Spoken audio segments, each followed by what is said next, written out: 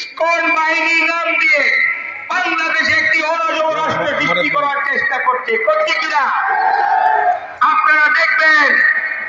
এই অন্তর্বর্তীকালীন সরকার যখন ক্ষমতায় নিয়েছে, যখন এই স্বৈরাচার সরকারকে বিদায় করেছে, তারপরের থেকে রাজধানীতে একটা বাহানা নিয়ে রাস্তাঘাট ব্লক করে এই সরকার পরিচালনার ব্যর্থতা স্বীকার করার জন্য তাদের প্রতিবন্ধকতা সৃষ্টি করছে কিনা। প্রত্যেকদিন রাত্রে টেলিভিশন খুলে দেখবেন, আজকে শ্রমিক আন্দোলন, কালকে রিক্সা চালক আন্দোলন, পরশুদিন ফেরিওয়ালা আন্দোলন। এইসব কিসের আলামত? এই সরকারকে ব্যর্থ করে বাংলাদেশে যাতে অবাধ ও সুষ্ঠু নির্বাচন না হতে পারে তার একটা ষড়যন্ত্র করতেছে পাশের দেশ থেকে, করতেছে কিনা। অতএব আজ থেকে আমাদের সবাইকে ঐক্যবদ্ধ থাকতে হবে।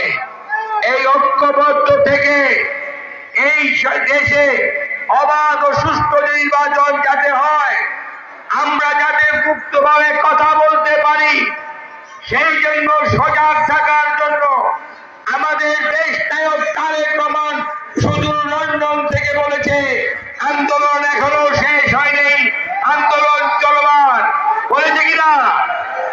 অতএব আমাদের সবাইকে মাঠে থাকতে হবে। আমি আজকে বলতে চাই, ছাতিরচরের মাটি বিএনপির ঘাঁটি। ছাতিরচরে আমার দেখা দুই নেতা, এক নেতা ইলিয়াস আলী কাঞ্চন, আরেক নেতা পরশ, ঠিক কিনা। পরশ এদিকে আসো। আমরা এই দুই ভাইকে আজকে হাতে হাত মিলে আমি ওয়াদা করলাম, আজ থেকে ছাতিরচরে কোনো গ্রুপিং থাকবে না। ছাতিরচরের কমিটি এই দুইজন বানাবে। আমরা কিশোরগঞ্জের নেতৃবৃন্দ দেখব, যদি আপনারা না পারেন আমরা কমিটি বানাবো। আজ থেকে কোনো দ্বিধা বন্ধ।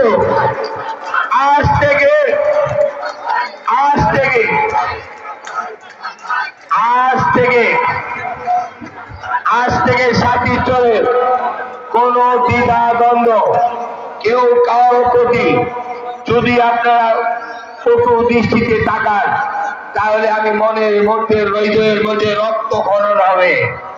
আমি আজ থেকে সবাইকে ভাই ভাই দেখতে চাই। সামনে আমাদের অনেক বড় যুদ্ধ আছে। এই যুদ্ধ, এই সাগর পাড়ি দিতে হলে আমাদের কাঁধে কাঁধ, হাতে হাত মিলিয়ে চলতে হবে। কে কি পেলাম, কে কি পেলাম না, কে কি পথ পেলাম, কে কি পেলাম না, তা চিন্তা করে লাভ নাই। এই দেশে একটি অবাধ ও সুষ্ঠু নির্বাচন দরকার। এই দেশে আমাদের দেশ নেত্রী খালেদা জিয়াকে আবার প্রতিষ্ঠিত করা দরকার। এই দেশে আমাদের তারেক রহমানকে প্রতিষ্ঠিত করা দরকার।